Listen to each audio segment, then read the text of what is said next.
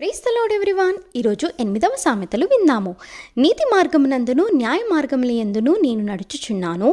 నన్ను ప్రేమించు వారిని ఆస్తికర్తలుగా చేయుదును, వారి నిధులను నింపుదును. పూర్వకాలం మందు తన సృష్టి ఆరంభమున తన కార్యములలో ప్రధానమైన దానిగా యెహోవా నన్ను కలగజేసెను.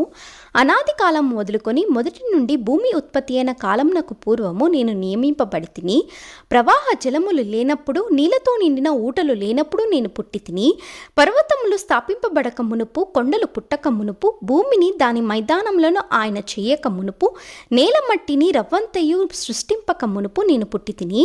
ఆయన ఆకాశ విశాలమును స్థిరపరిచినప్పుడు, మహాజలముల మీద మండలమును నిర్ణయించినప్పుడు నేనక్కడ ఉంటిని.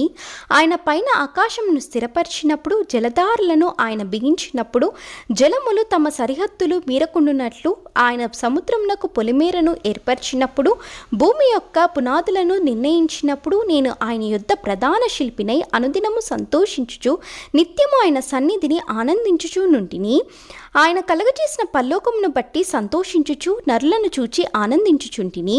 కావున పిల్లలారా, నా మాట ఆలకించుడి. నా మార్గములను అనుసరించు వారు ధన్యులు.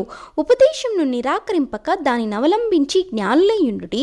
అనుదినము నా గడప యొద్ద కనిపెట్టుకొని, నా ద్వారబంధముల యొద్ద కాచుకొని, నా ఉపదేశము వినువారు ధన్యులు. నన్ను కనుగొనువాడు జీవమును కనుగొనును. యెహోవా కటాక్షము వానికి కలుగును.